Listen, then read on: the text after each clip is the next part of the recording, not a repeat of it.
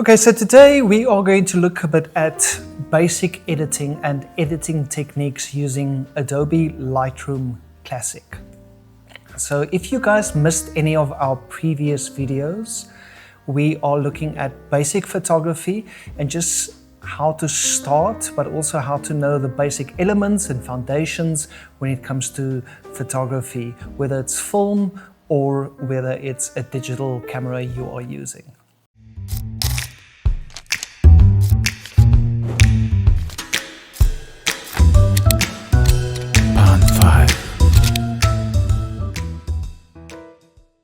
So we are going to look at Adobe Lightroom Classic. Now, when it comes to editing and post-production, Adobe Lightroom is probably the best package you will be able to use. It's not only used by amateur or starter photographers, but also used by professionals all over. So just getting started can be very intimidating, and there's a lot of panels and a lot of options. But after you've finished your first shoot, it is important that you know that you need to just edit and tweak those photos to get it ready for print or social media.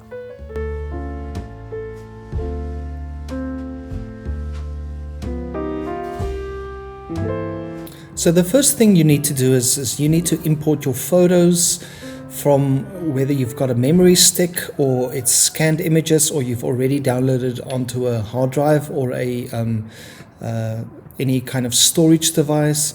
So we are going to look at importing our photos by using the library section in Lightroom. So you'll see it's a very easy setup. What you have here is you have all your folders available on your computer, or if there's a memory card inserted, you'll also have those photos available, and you can just quickly basically see what you've imported so far. And then you'll just basically go to the import little button here. You will select where your photos are from, and you'll find the location. So in this case, I took or I already made a folder. I copied it from a memory card onto my hard drive, SSD hard drive, and it is called Alexander Turns 2. So you'll see here everything is blanked out. That's because I've already imported the photos, and if not, you can just basically check all of them and just press the little import button. Right, so what I've done is I've already imported all of them. So this is basically, again, the view of the library panel, and this is what you'll see. You'll see all your photos once you're in that folder.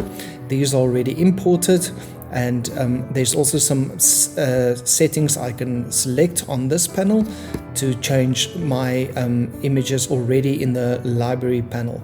But what we want to do is we want to jump directly into the development panel, and I'm just going to click on one of these photos, go into development panel, and you'll see I will have all my thumbnails available in the development panel, so I can just basically quickly choose an image and then do a base edit.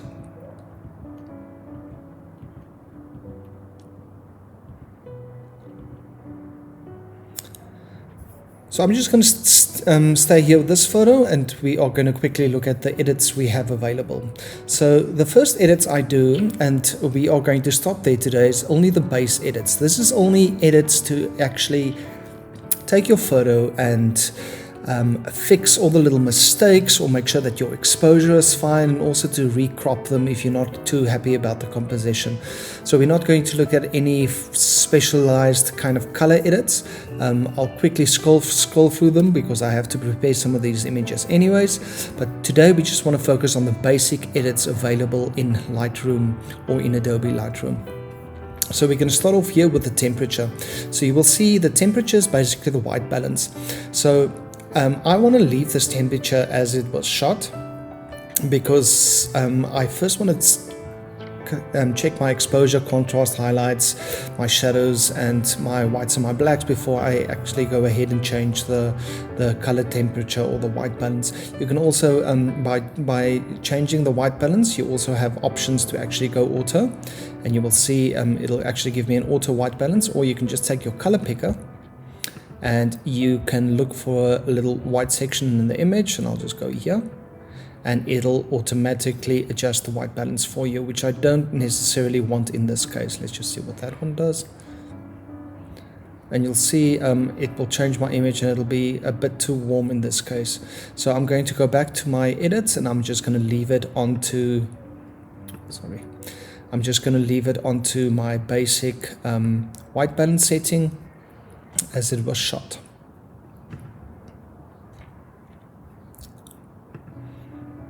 There you go.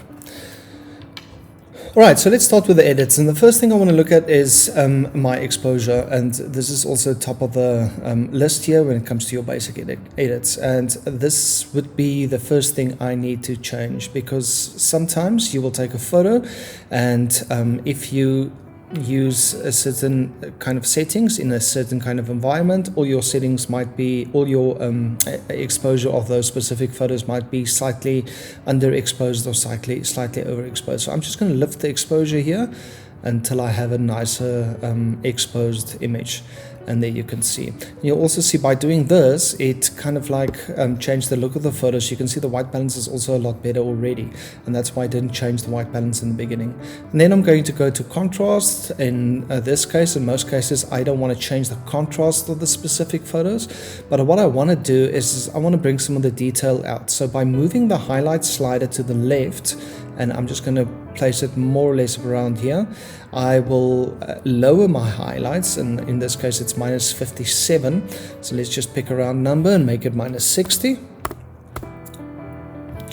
and you will see that the highlights are actually lowered. And then with my shadows, to bring a bit more detail out, I will also just brighten the shadows up slightly, and in this case I'm just going to leave it at about plus 20, more or less. And then my whites and my blacks, I'm just going to leave it as is at the moment. So we've changed some of the basic edits now, and you can see by doing that I maybe want to try and lift my exposure a bit more, so I would have a better exposed image now, because I brought the highlights down and I took the shadows up. And then texture, normally what I do is I just give it a bit more texture. And one of the sliders you really have to be careful of, and especially when it comes to these kind of photos, is your clarity slider. So a lot of people like to actually bring all the clarity out, but you get that almost kind of like HDR, it's almost like a washed out HDR look. So you want to be really careful with your clarity. So the clarity I normally just leave as it is, but I'll bring the texture up just to sharpen it slightly. By just clicking on your thumbnail, you will also see I will be able to, I'm just going to use the trackpad here, I will be able to actually check my clarity and my texture, and also my sharpness on this specific photo. Right, and then the dehaze button, and I'd rather use the dehaze button instead of using the contrast one, or the slider, sorry. So this will actually give you a look where you can take some of the haze out, and obviously it'll make the darks a lot darker, the blacks, and it'll make your whites a lot whiter. So this is actually changing the contrast. I'm just going to leave it as is, and I don't want to play around with the dehaze function too much. The next one we're going to look at, and this is all under the presence section, is the vibrance. So the vibrance, I normally give it a notch up, and then I take my saturation slightly down. So it'll basically have the same look, but I want the photo to be a bit more vibrant, and you can definitely see it in the reds here, and I want to take the overall saturation down to compensate for the vibrance I've just added. So I'm just going to do it at about minus 30 and plus 21. So this is basically the first section, and this is when you look at your development section of Lightroom, and you will see that I'm just using the basic edits here. So by the way, all of your tools, and you will start from left to right when you're editing, all of your tools will be available on top here. It's a little toolbar. So I can change my edits by just clicking on this one, and then I've also got another one here that would change the composition by cropping it. And then I've got like a little recovering or a little healing button here, a little healing tool, and then I've also got a mask tool at the left here. This one on the, you'll see this little eye with a plus sign. I don't use that at all, and especially when you're doing basic edits, you don't want to change that too much. So let's just again look at the basic edit tab, and then next to that you have your crop tab, and I want to just give this image a bit of a crop. So you can just do that by clicking on the crop button and then changing your image according to what you think would be a suited one. And I'm going to crop it quite a lot because I want to get that section out. And by moving it to the corners, you'll see it'll give you a little arrow that's got two cross or little sections to cross arrows, and I can make sure that I've got the exact crop I want by just pressing enter on the keyboard. So that's basically going to the crop again, or cropping my image, and here I've got the basic edits in front of me again. So we've looked at the basic exposure, the contrast, the highlights, the shadows, the whites, the blacks, and then also the presence section here. That would be the texture, the clarity, dehazing it, adding vibrance, or and in this case we took the saturation down a bit. So this is basically a good starting point for you when you start off with your edits. Right, there's also some auto functions, but I don't want to look into that right now. So I want to basically show you and lead you to do most of your basic edits by just changing these sliders.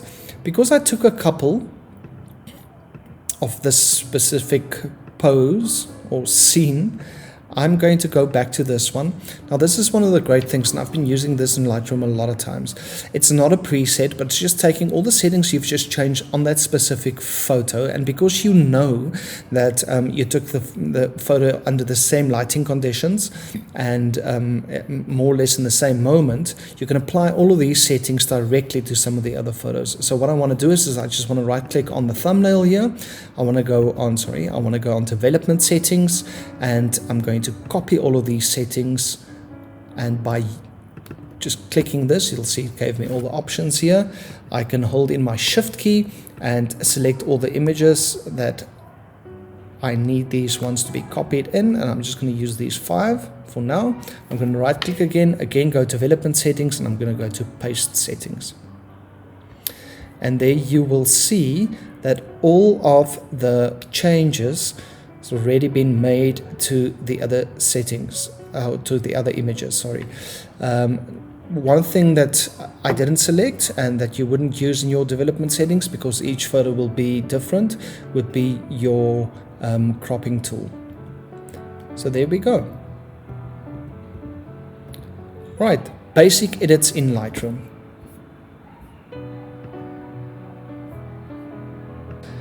Okay, so the last thing I want to do now is I want to export my images, and we're just quickly going to look at doing that. So after you've completed all your images, you want to make sure that every single thumbnail at the bottom here is selected. So I'm going to go edit, and I'm going to go select all.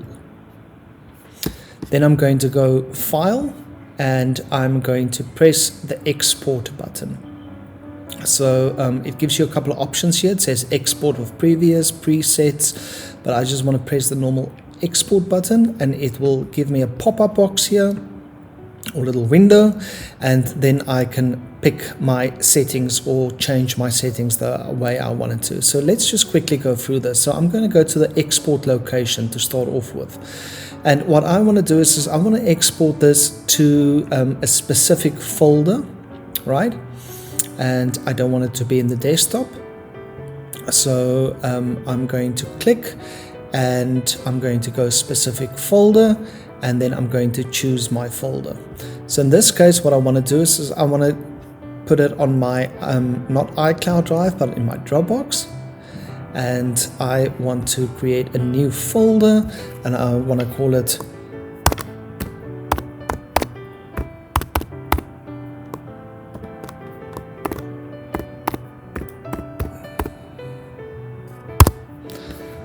Alexander Turning 2. I'm going to create that folder and I'm going to choose that folder. Right.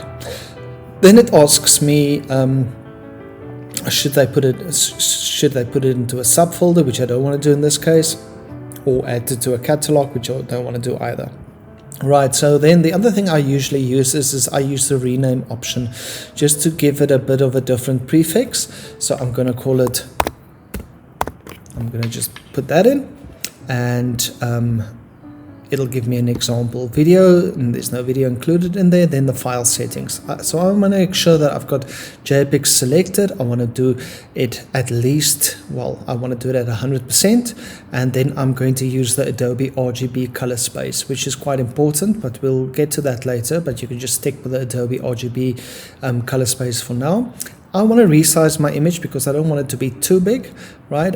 So what I normally do is I use the long edge. I give it an edge of 30 centimeters so it can actually be printed, and always stick to a resolution of 300. Output settings gives you options there as well. I want to use it for matte paper if I want to get it printed and keep it on standard. Metadata you can also include if you want to. So I usually remove the person info and I remove the location info just for safety's sake. Right, you can also add a watermark, and then there's some post-processing options as well. So you can show it in the Finder, you can open it in Adobe Photoshop, etc. Right, and then it's as easy as just clicking the little button. It'll start exporting. It'll give you a section that will show you exactly how far it is on the left top corner of the screen, and I will wait for my images to export.